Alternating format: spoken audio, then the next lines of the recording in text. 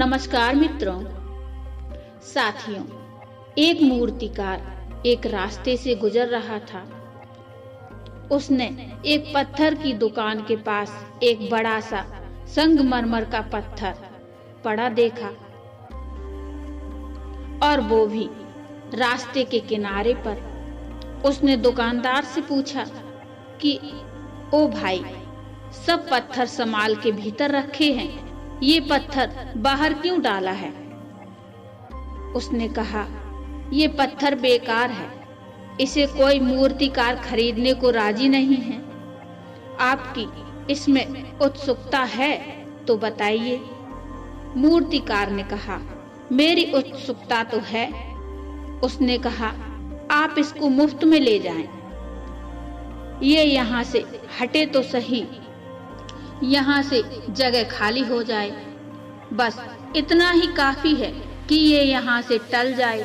ये पत्थर यहाँ 10 वर्ष से पड़ा हुआ है, कोई खरीदार नहीं मिलता इसका। आप बताओ, आप अगर ले जाओगे तो आपको पैसे देने की जरूरत भी नहीं है। अगर आप कहो तो मैं आपके घर तक पहुंचवाने का काम भी मैं ही कर दूंगा।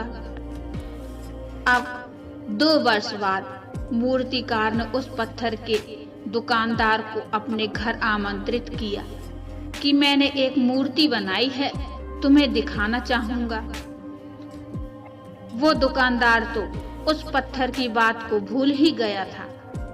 मूर्ति देख के वह दुकानदार दंग रह गया। ऐसी मूर्ति शायद कभी बनाई ही नहीं गई, जिसमें भगवान श्री कृष्ण का बाल रूप उस मूर्तिकार ने तराशा है।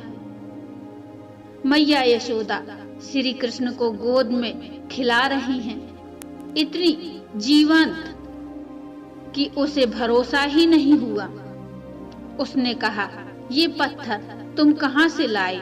इतना अद्भुत पत्थर तुम्हें कहां मिला? मूर्तिकार हंसने लगा।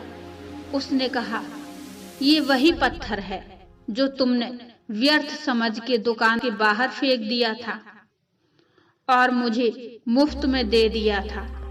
इतना ही नहीं, मेरे घर तक पहुंचवा दिया था। वही पत्थर है। उस दुकानदार को तो भरोसा ही नहीं आया।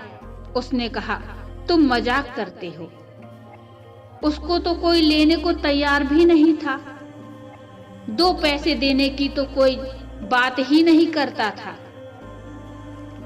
तुमने उस पत्थर को इतना महिमा रूप, इतना लावण्य दे दिया है। तुम्हें पता कैसे चला कि ये पत्थर इतनी सुंदर प्रतिमा बन सकता है?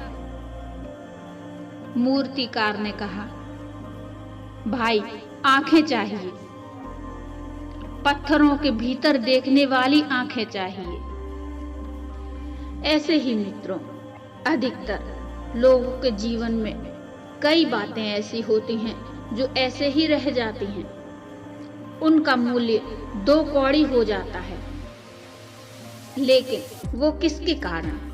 तुम्हारे ही कारण, क्योंकि तुमने कभी उसे तराशा ही नहीं, तुमने कभी छेनी नहीं उठाई, तुमने कभी अपने को गढ़ा ही नहीं, तुमने कभी इसकी फिक्र ही नहीं की कि ये मेरा जीवन जो अभी बीच में पड़ा है, एक सुंदर मूर्ति भी बन सकता है। इसके भीतर छिपा हुआ ईश्वर प्रकट हो सकता है। मूर्तिकार के जो शब्द थे वे ये थे कि मैंने कुछ किया नहीं है। मैं जब रास्ते से निकला था, इस पत्थर के भीतर पड़े हुए भगवान ने मुझे पुकारा कि मूर्तिकार, मुझे मुक्त करो। उनकी आवाज सुन के ही मैं इस पत्थर को ले आया। मैंने कुछ किया नहीं है, सिर्फ भगवान के आसपास जो व्यर्थ के पत्थर थे वो छांट दिए। भगवान प्रकट हो गए। मित्रों, प्रत्येक व्यक्ति परमात्मा को अपने भीतर लिए बैठा है। थोड़े से पत्थर छांटने हैं, थोड़ी छेनी उठानी है। उस छेनी उठाने का नाम ही तो भक्ति है। और जो पत्थर छांटने हैं वो लोभ, मोह, माया और ये लालच है। ऐसे ही पत्थरों को हमें दूर भगाना है। हमारे भीतर जो परमात्मा बैठे हैं वो हमें दिख जाएंगे। मित्रों, इसी के साथ ये कहानी यहीं समाप्त होती है। कहानी यदि अच्छी लगी हो तो लाइक करिए और चैनल को भी सब्सक्राइब कर दीजिए।